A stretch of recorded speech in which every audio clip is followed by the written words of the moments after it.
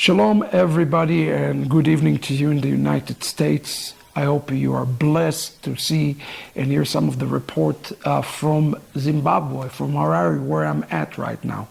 And you're probably wondering what has brought me back to Harare. Well, it is this young man who is with me here today, who is one of the main reasons that I'm here. Right. I want to say hello today to, well, I'm going to call you by both your English and non-English name, Yes. Gadwell Yitzchak Serengwani, who is leading at this point our work here forward with Besorah. Yitzchak, good to see you. How are you doing? Good to see you too, Rabbi. We should say Shechianu. We should say Shechianu. Yeah, that I am here. Yes, and so forth. So we are so glad that Adonai has taken us to a time like this, where Rabbi has, despite of his very busy schedule, he has actually come all the way to Zimbabwe, to support this work that is going on, with the work which we believe will cover the whole of Africa, and the work which, according to what the Bible tells us, will even go beyond into the promised land. Well, I'm glad you mentioned support. I want to be very honest with you and give you this disclaimer today. Besorah have the initial launching this weekend in Harare. This is the moment we've been waiting for and we've been praying for since 2017, even before that. But since 2017, the Lord has placed the burden in my heart to establish, as it says in Exodus 25:8, build me a house that I will come and tabernacle inside of you. A house where both Lembas and non-Lembas can come and worship the God of Israel. And as it says in the book of Acts, hear the word of the Torah. Hear the word of the Torah and the prophets and Yeshua the Messiah every Shabbat. And in order to do that, we have made a decision that Besorah have to be launching now. Now, remember, we have the project of preparing the full synagogue. And today we have a very special opportunity to be able to put your name, whoever you're watching right now, as one of the patrons of the synagogue. You see, we created a beautiful piece of art with 75 steps. We calculated for the first year, that's what it's going to take. And believe me when I tell you, it's very modest, with all the flights, with all the things that are being done to renovate the place. $75,000, that's what we need right now. And we are only at a fraction of this. So if God is speaking to you throughout this interview today and say, wow, I want to be part of this. I want my name to be part of Besorah. And I hope that when we launch it, and it will be launched on the fullness in the later in 2022, I hope that you can come to Zimbabwe. Come to Zimbabwe. Come and experience it with us so you can see that it's very real and it is very tangible. But for right now, we're asking you to consider today to make this one-time donation of $1,000 or more, and your name is going to be inside this synagogue. And it's not just a regular synagogue, because it is part of the original Jewish synagogue with the kosher kitchen, with the signs in Hebrews. And to imagine now that we will be able to have their Messianic synagogue, it's a miracle. It's a miraculous thing. And I think Yitzchak, that's a good place to start. Talk about the miracle of the Lembas. So I want to take a step back and talk. We'll get to you and your family here a little bit later. Right. And I hope everybody will have a chance to catch the second part of this interview tomorrow. Mm-hmm. But today I want to talk for a moment about this with you, a little bit more from historical. What make the story of the Lembas so unique and so special, in your opinion? Rabbi, what makes the story of the Lembas so unique is that who would have imagined that a people who had been gone 2,500 years away from their culture, away from their ways of life, and basically away from the physical Torah, but they have maintained orally. I think our forefathers did a great job. The way the lifestyle of the Lemba has always been such that it has been a peculiar lifestyle. So take us a little bit back. Right. Talk to us about who are the Lembas, what is known orally, what is known from the tradition. What do you know with a connection to the Lemba, to the House of Israel, to how they even got here to Zimbabwe? Let's kind of walk it through and understand all of this. Right. If we look at the book of Ezra, we read about a certain number of priests who, while they were out there in the captivity, when they came back from captivity, they came and they had foreign wives. Now, these group of priests, they were actually the priests, and this was not expected of them. Oh, absolutely, not as priests. And Ezra said, no, this by no means can be tolerated. And I understand it was a rainy day. On the day that they sat down and they said, what do we do with these people? And some of them were pleading and they were saying, today it's raining, please, because they were told to actually get their wives to depart from the rest of the people from Canaan. Get their wives and their children out of Canaan. And they, out of their own love for their wives, out of their own love for Rebecca, they said, we cannot leave our wives and our children to go on their own. If our wives and our children are going, we are also living with them. But, gentlemen, fellow Jews, look at the weather. Look how bad the weather is. These children will die as they are walking to the place where they are going to be going, because it's just a bad weather. But the judgment had been passed already. They just simply had to leave. And they left and they started traveling. One of the main places where they went is Yemen. Interesting. Right? Very interesting. And then when they got to Yemen, one peculiar thing also about the Lemba people is that wherever they went, they used to build a building which was of a certain structure, which can be traced all the way back from Yemen up to Zimbabwe. Interesting. Even in Mozambique. Interesting. Right? They actually called it Sena. In Yemen, they called it Sena 1. Which is, I believe it's the capital. Sena is the capital of Yemen. Yes, that's right. It's interesting. Yes, the name is the same name of the structure. Yes, that's correct. Yes. Meaning that there was something significant about that building. And one thing also that can show that it was a Jewish building, it was built of rocks, built of stones. Wow. Right. And then when they went further down, they actually got to Mozambique and they built a Sena 2. Second city called Sena, but the building was the same structure. Amazing. Right, but then this building, the rest of the world recognizes this building from Zimbabwe. Why? Because this is now where the Lembas finally settled. Well, some of them went to South Africa, Zimbabwe, Mozambique, and the building in Zimbabwe, they actually discussed the name, and initially they wanted to call it the third Sena. Sena 3. Wow. But in the end, they called it Zimbabwe. And Zimbabwe is like a Shona way of saying house of stones. So this is one peculiar thing that the Lemba people did, but this is something that we can see visually with our eyes.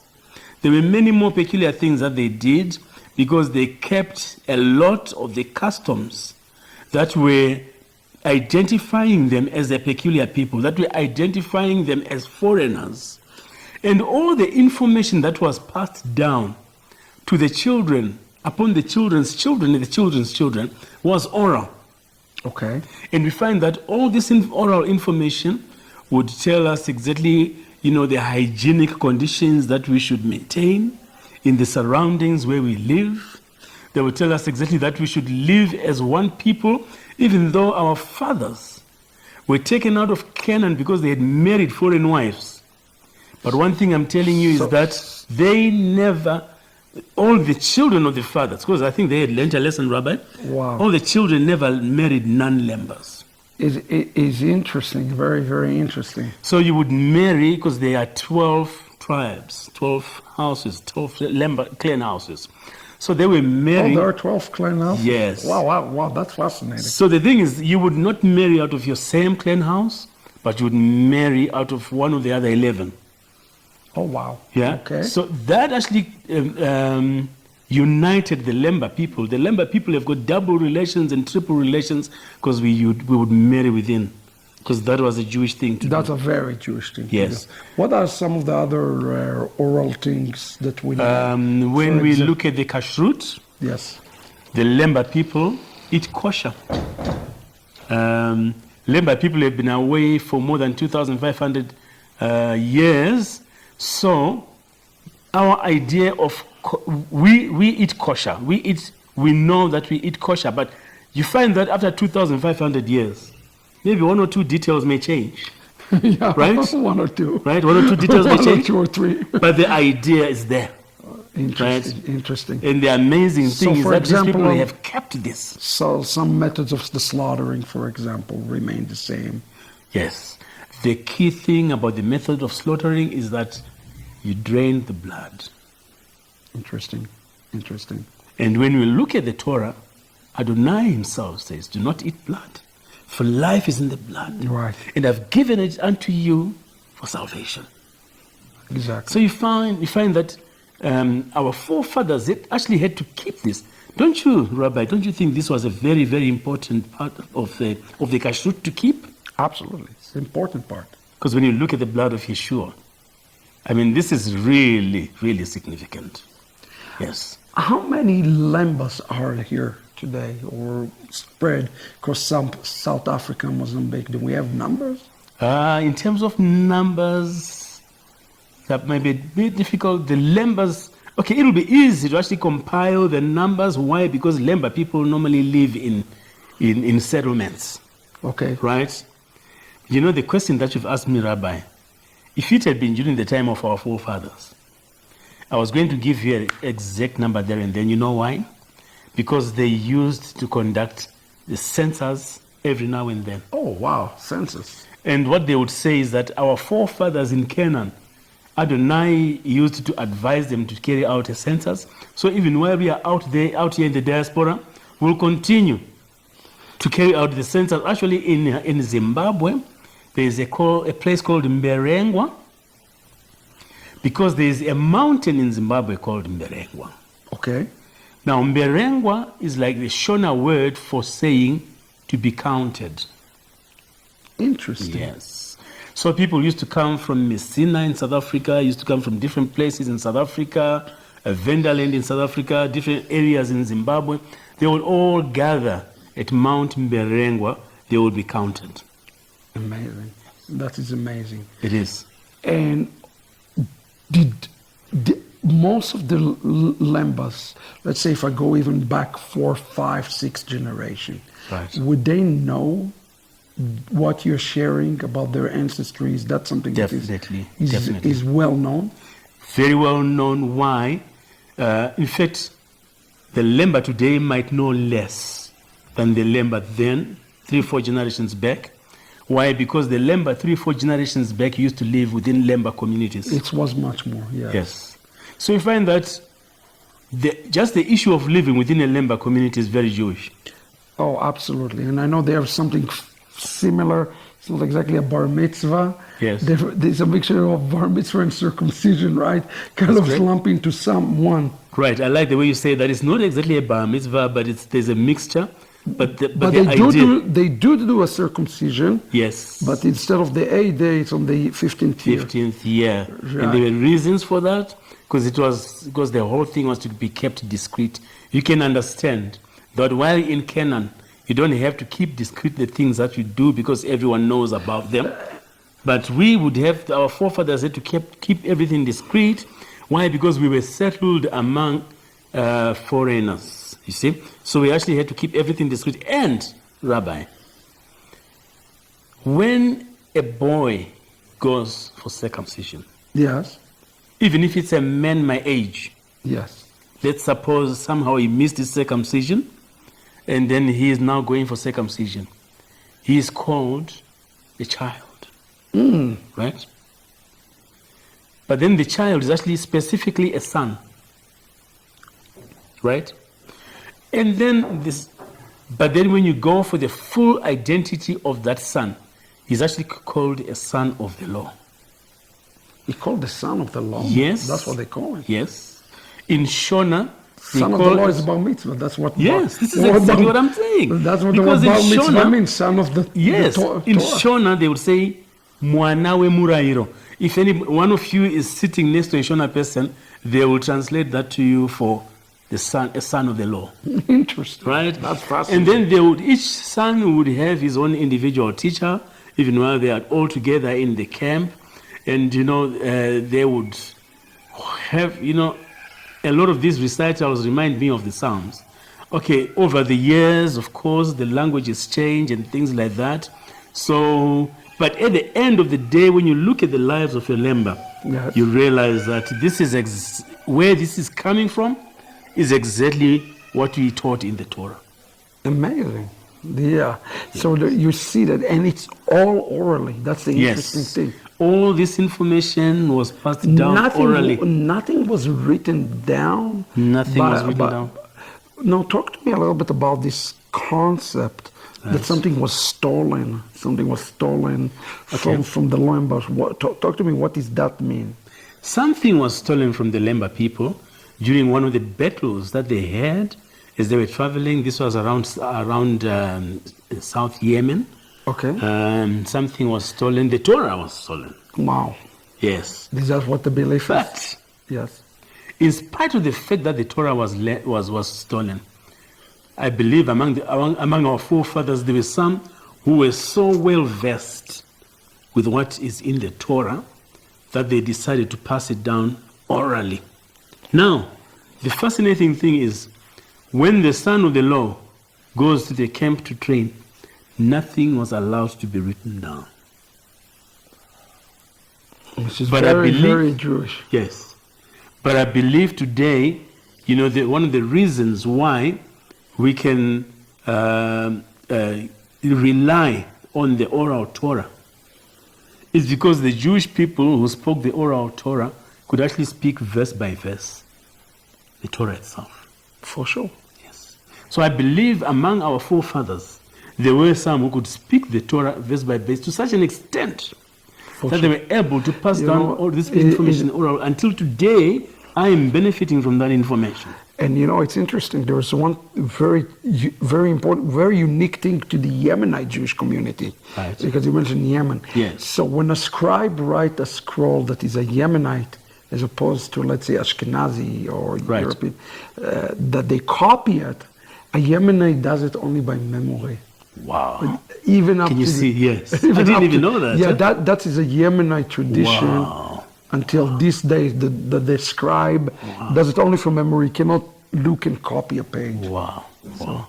I didn't even know that. Yeah. But I mean, the extent to which our forefathers have kept this information, I could actually tell that there were some who knew the Torah to that extent. And talk to me for a second, because in our next episode, where I want to talk about the present and the future, but before we're leaving, there is this concept also of being the people of the bird. I remember the first time I came here, I opened the Torah. Yes. It was exactly on the portion. It's open on the bird, and yes, I remember that very well. Yes, it was a very special moment, and saw a lot of emotion for a lot of Lembas. What is that all about? And I guess how much of this is new traditions that develop? How many of them have Torah inside of it? Because how much Islam, for instance, has got inside Lemba? Because it seems to me a lot of mixture of a lot of things. The issue of the child of a bird is actually a specific bird. It's child of a dove. Yeah. So when the children are graduating and they are coming out, and there's all this ululation, all this celebration, all the happiness, and all these sons of doves are being received back home. That's amazing. But the thing is, the son of a dove? Yeah. You know, a dove is actually a very important bird not only in the Tanakh, but also mostly in the Brit HaChadasha. For sure. For sure. But the thing is, this is why I was talking about prophecy earlier on. You know, I believe the people who were deep in the Torah before, generations ago, actually understood a lot more the prophecies, because we know, the significance of a dove, even as it was expressed during Yeshua's baptism. For sure. And yet you find that our forefathers, before they left Canaan, Yeshua had not yet been born into the world, right? So there was something that they knew about the significance of a dove. Without a doubt. Without a doubt. So this is why... It's not random. It's not random. No, it's not random. Because, I mean, they could have talked about any bird. In fact, for sure, we have the birds that are written in the Torah. They could have written about those. You know, we have the bird that would bring food at the brook for our prophets. Right. Yes. And then we also have the birds that were sent during the time of the Noah flood. Right. Right. But then specifically out of all these, they pick up the son of a dove. Yeah. Yeah, it's amazing. It's amazing. And these are things that we don't normally shout out about. These are things that our forefathers had to keep secret. Why? For a time like this, when the prophecy is about to come true. Yes. So, which you said, I think we'll talk about that on a later day. Do you feel, because honestly, there's been a lot of also other influences on the Lemba. Right. Where are the Lembas as a people today? Where are they right now? With their Jewishness, I mean, people need to understand that the project that we're doing here right. is to me an emergency project. Because if there will be one more generation yes. that will go by without returning, we might lose the Lembas.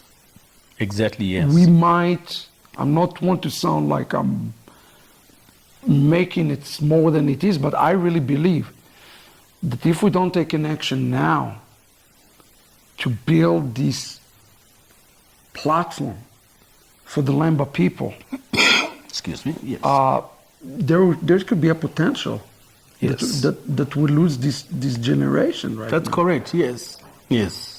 So where is it now when where the Lembas right now with this attaining back the Jewishness? It's where you are Lemba, you're among the Lemba people, you've been in various capacities.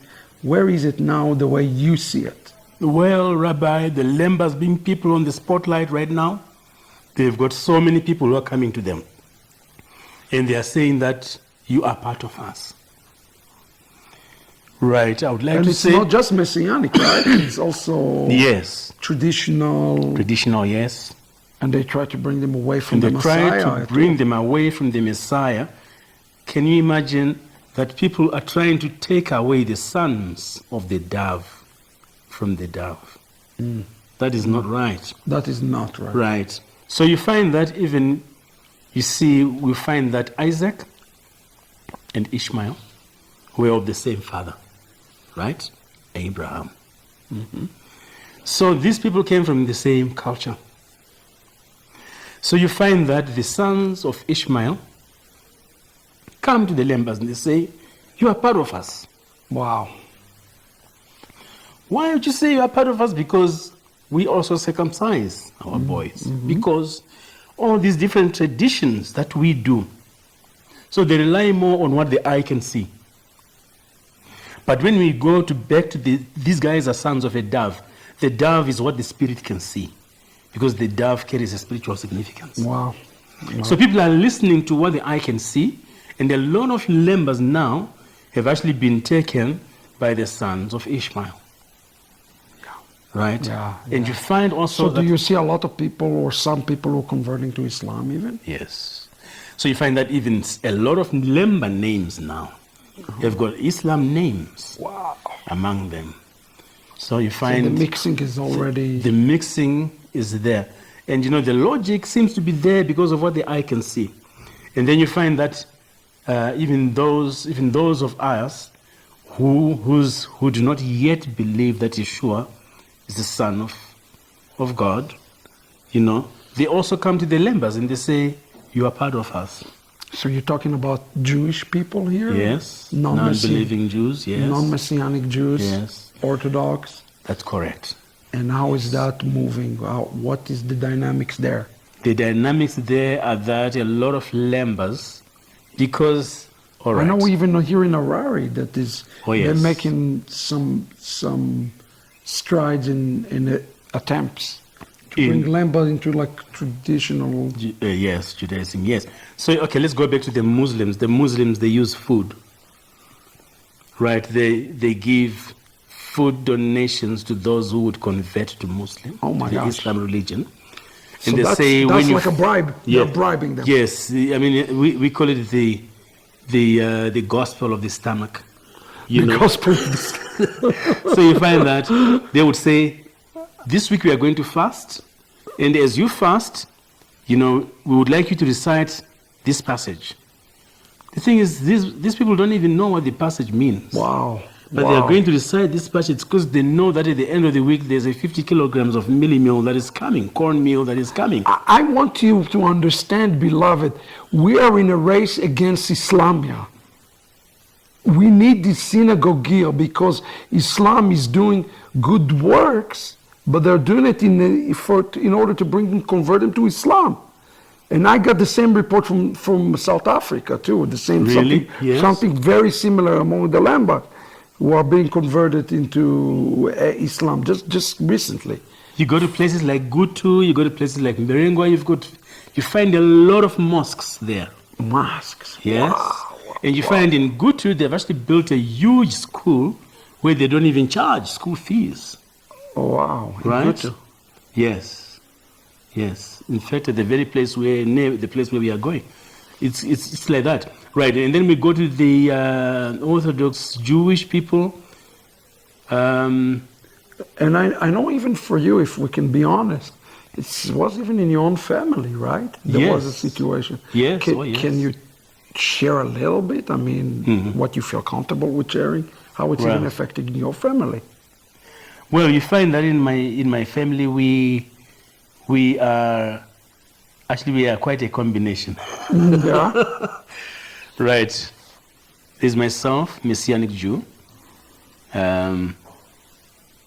There's a young brother of mine, Messianic Jew. There's a young brother of mine, Christian pastor. Prospering and doing much within that world. He actually said that he believes that he was called to preach to the Gentiles, which is good.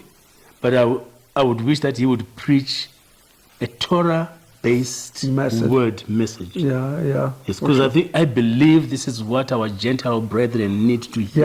Yeah, for sure.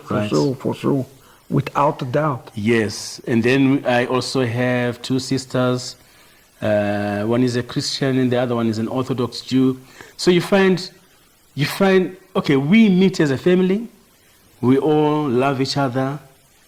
But sometimes you find that your heart bleeds for the others, that you wish that they could actually get to know that the word of the Messiah Yeshua is true.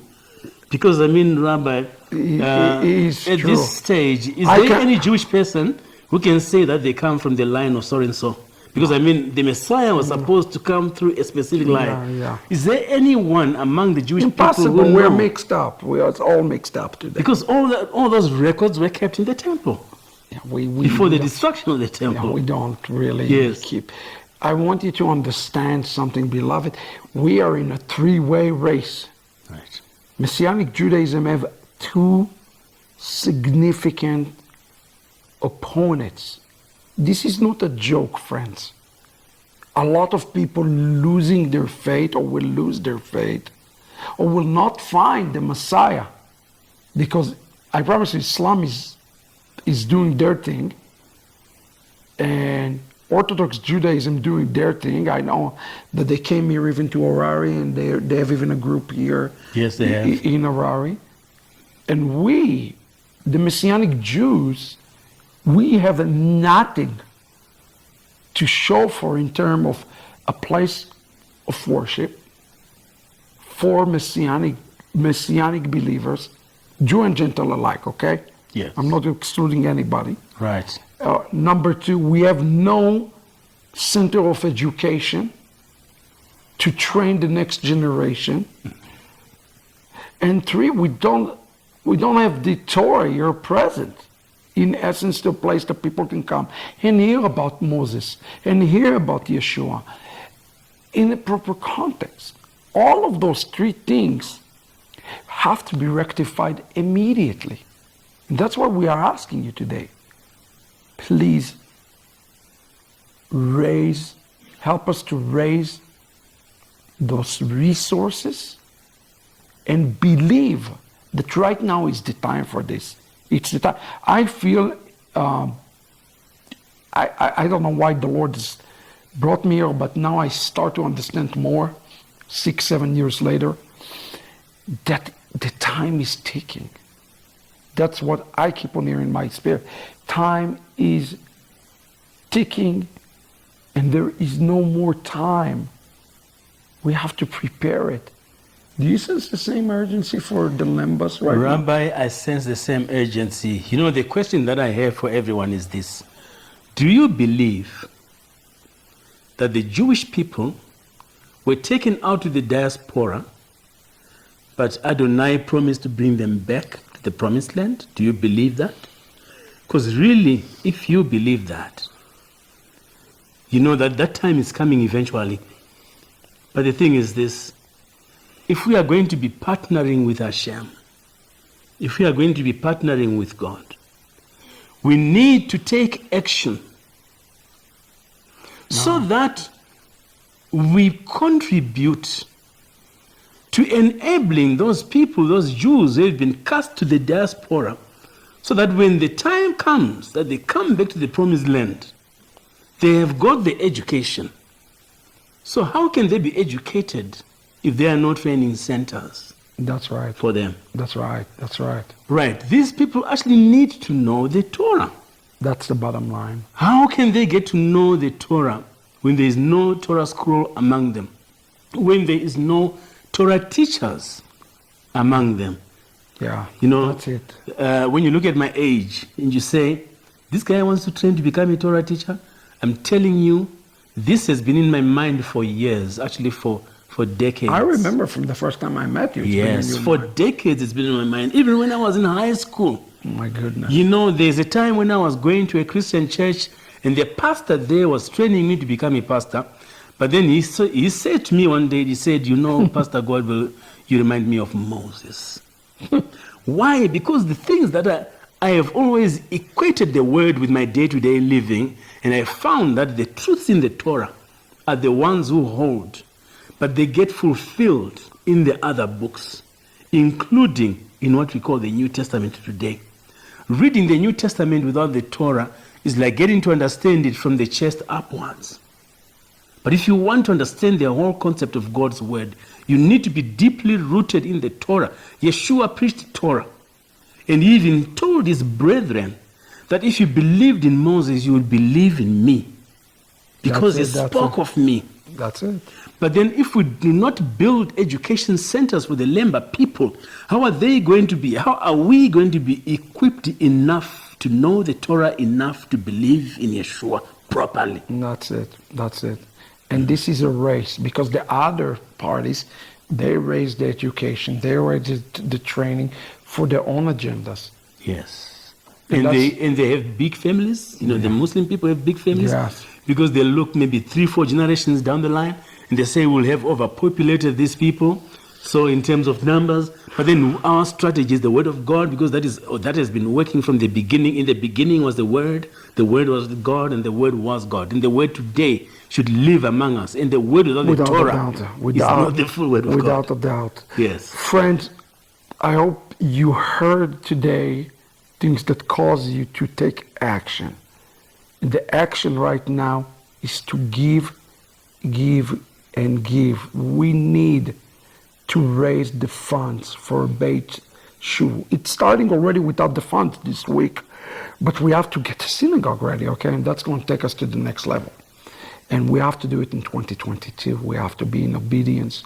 So we're already putting a lot of resources into this. But that's when we call upon you to believe with us. Synagogue should not just be a worship place, but also a place people can come and learn. And we have not even touched and talk about the fullness of the Gentiles and coming and learning Torah. We're going to talk about the present and the future of the Lembas people in the next episode.